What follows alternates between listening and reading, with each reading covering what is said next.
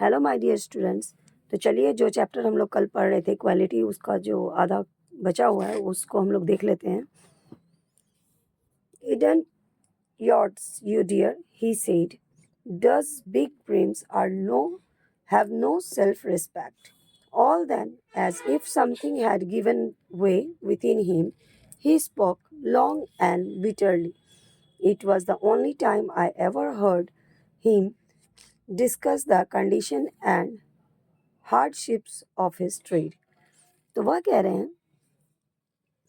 कि बड़ी कंपनियां जो होती है, जो कल वो लेखक जो जूता पहन के गए थे उसके बारे में बात हो रही थी ना, तो उसी पर गेज़लर कह रहे हैं कि बड़ी बड़ी जो दुकानें होती है उनका काफ़ी एडवर्टाइजमेंट होता है, तो उनके पास कोई सेल्फ रिस्पेक्ट नहीं होता है।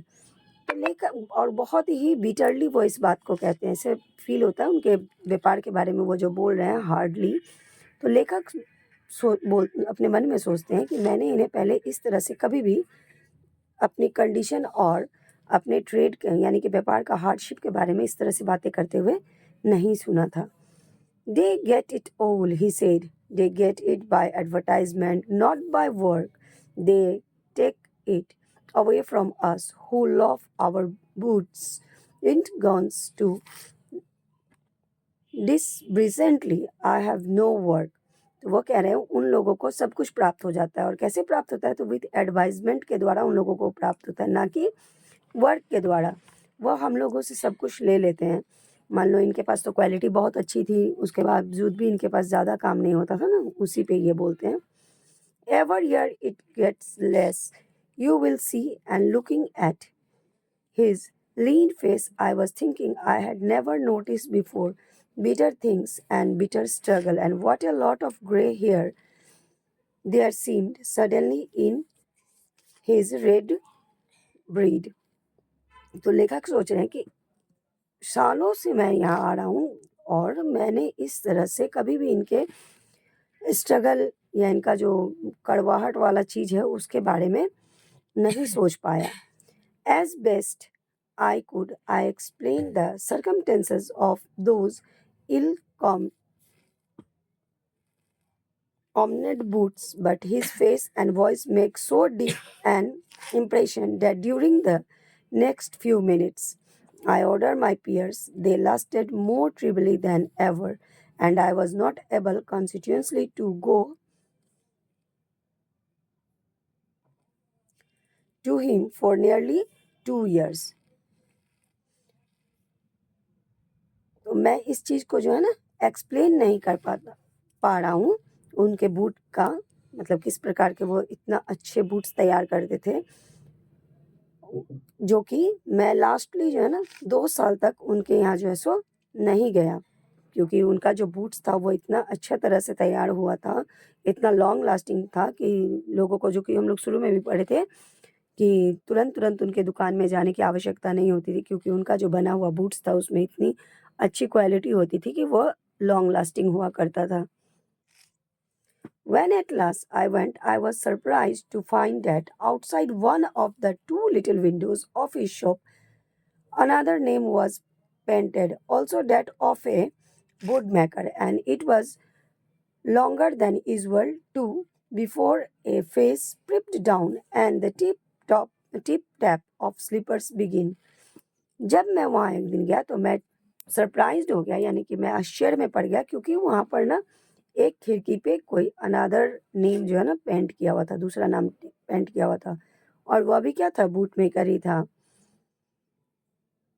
तो मैं ज़्यादा देर तक वहाँ रुका नहीं, जब कि मुझे एक चेहरा दिखा और उसी प्रकार से टिप टैप करता हुआ उस स्लीपर से मेरे इधर बढ़ने को आए। At last he stood before me and gazing through those rusty iron spectacles said, Mr. Isn't it? तो वहाँ से आते हुए मेरे सामने खड़े होते हैं और मुझे देखते हुए कहते, Isn't you? क्या तुम वही हो? Ah, Mr. Gessler, I stammered, but your boots are really too good, you know. तो मैं उन्हें देखते हुए कहता हूँ, मिस्टर गैसलर, आपके जो जूते हैं ना वो वास्तव में बहुत ही अच्छे हैं। सी, these are quite decent still, and I stretched out to him my foot. He looked at it. देखिए, ये जूते अभी तक कितने डिसेंट दिख रहे हैं और मैंने अपने पैर को उनके आगे करके दिखाए.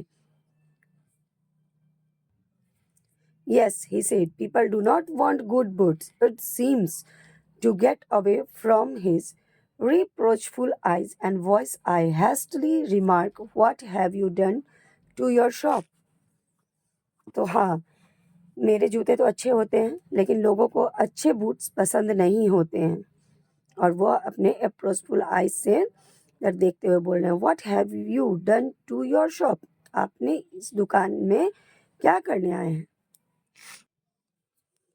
He answered quickly, it's too expensive. Do you want some boots? वह जल्दी से जवाब देते हैं, यह बहुत एक्सपेंसिव है, तुम्हें कुछ जूते चाहिए?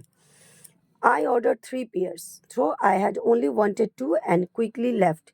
मुझे 2 जूते ही चाहिए लेकिन मैंने 3 जोड़ी जूते का ऑर्डर दिया और वहाँ से जल्द ही निकल गया. It was many months before my next visit to his shop. This time it appeared to be his elder brother handling a piece of leather. बहुत महीनों के बाद जब मैं उनके दुकान पे विजिट किया तो मैंने देखा कि उनके एल्डर ब्रदर जो है मिस्टर गैसलर, वह एक लेदर का टुकड़ा लिए हुए हाथ में वहाँ खड़े हैं. Well mister Gassler, I said, how are you? He came close and peered at me. I am weirdly well, he said slowly, but my elder brother is dead. तो वो मेरे नज़दीक आते हुए बोले, मैं तो बहुत अच्छा हूँ, तुम कैसे हो? लेकिन मेरा भाई जो है वह यानी बड़ा भाई जो है उसकी डेथ हो चुकी है. And I show that it was indeed himself, but how agreed and wan, and never before had I heard him mention his brother. Much shocked, I murmured, oh, I am sorry. तो लेखक को तो उसके बड़े भाई ने देखा था, ये तो देखे नहीं थे. तो लेखक को भी ये लगा कि वह मतलब जिनसे वो जूते ले जाते थे वही है, लेकिन वह तो नहीं थे. और लेखक यही बुदबुदाते अपने मन में कि उन्हें शौक लगता है कि कैसे ऐसे हो गया, और वह बोलते हैं, oh I am sorry. And I show that it was indeed himself, but how agreed and sorry. Yes, he answered, he was a good man, he make a good boot, but he is dead. हाँ, वह बहुत ही अच्छे आदमी थे और बहुत ही अच्छे जूते भी बनाते थे, लेकिन वह उनकी मृत्यु हो चुकी है. And he touched the top of his head, where the hair had suddenly gone as thin as it had been on that of his poor brother, to indicate.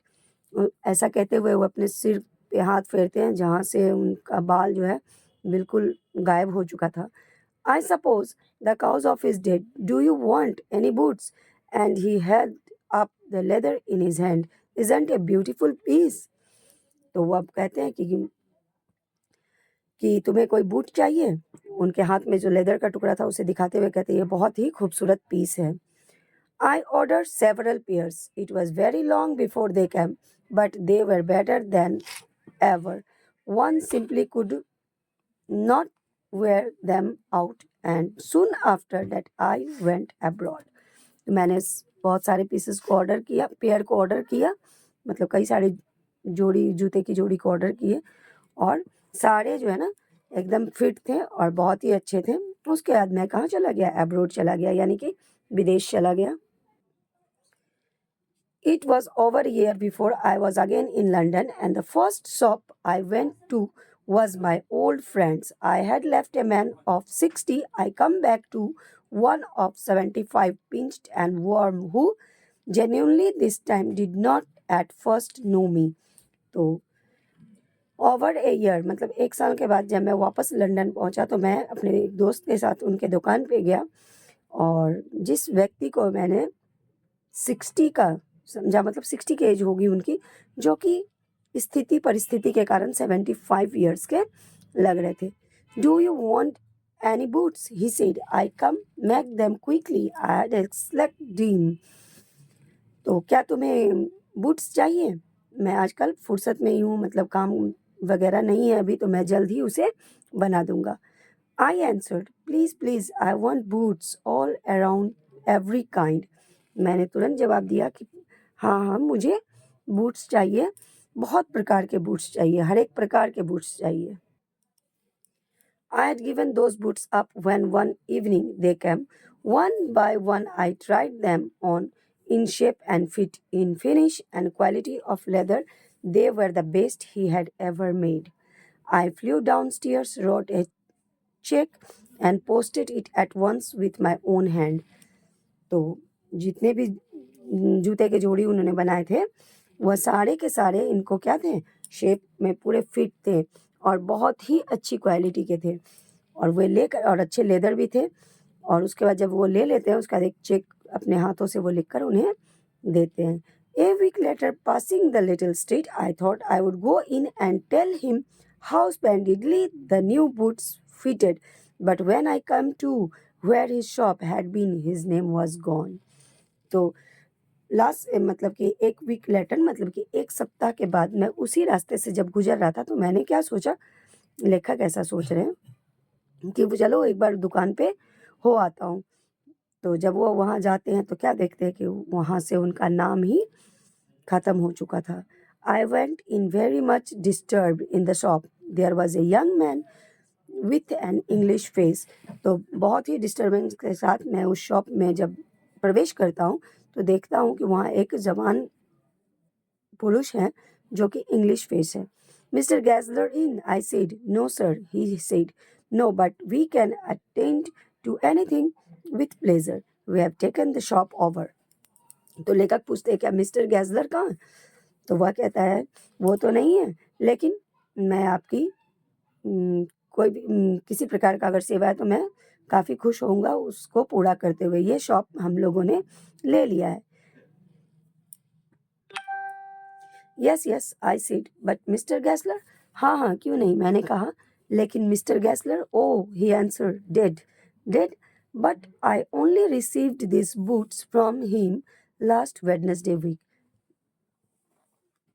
मैंने जवाब दिया, ओह डेथ कैसे हो गई उनकी? मैंने तो ये बूट्स जो है उनसे पिछले सप्ताह में ही, पिछले सप्ताह मतलब पिछले ही बुधवार को लिया था यहाँ से। He said, poor old man starved himself, good God.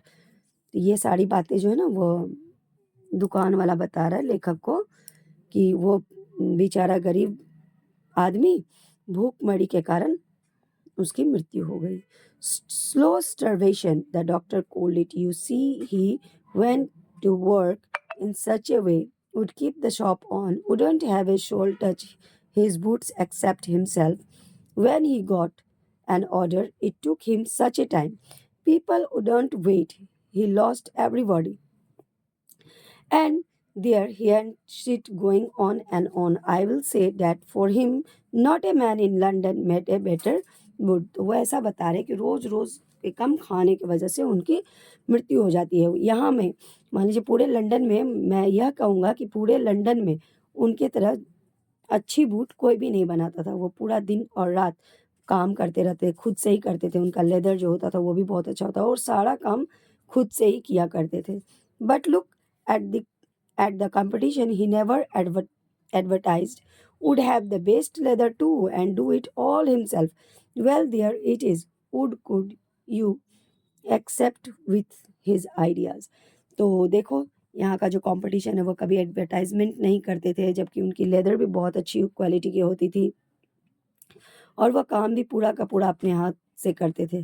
खैर क्या कर सकते हैं, वो उनका आइडिया था जो वह करे। But starvation, that may be a wheat flour, as the saying is, but I know myself he was sitting over his boots day and night to the very last. मुझे पता है कि वह दिन और रात अपने बूट्स बनाने के लिए लास्ट तक बैठे रहते थे। You see, I used to watch him, never gave himself time to eat, never had a penny in the house. तो उनके पास इतना समय नहीं बचता था कि वो खा पाए या उनके घर में 1 रुपये भी हो पाए। All went in rent and leather, जो भी पैसा होता था वो रेंट और लेदर में ही चला जाता था। How he lived so long I do not know. He regularly late his fire go out. He was a character but he made good boots. तो मुझे नहीं पता कि इतना दिन वह किस प्रकार से जीवित रह गए।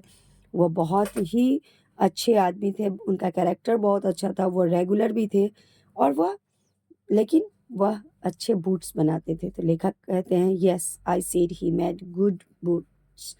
तो लेखक भी कहते हैं कि हाँ, मुझे पता है कि वह गुड बूट्स यानी कि अच्छे जूते बनाते थे। तो मैं आशा करती हूँ बच्चों की ये कहानी आपको पसंद आई होगी। अगर मेरा समझाना आप लोगों को अच्छा लग रहा है तो मेरा वीडियो को देखिए, वॉच कीजिए, क्योंकि एग्ज़ाम बहुत नज़दीक में है। थोड़ा न थोड़ा इतना तो पढ़ सकते हैं कि आपको एग्ज़ाम में थोड़ा-सा नंबर आ जाए, जिससे आप पास तो हो ही जाएँ। और वीडियो पसंद आए तो प्लीज़ लाइक कीजिए, शेयर कीजिए और मेरे चैनल को सब्सक्राइब कीजिए। Thank you.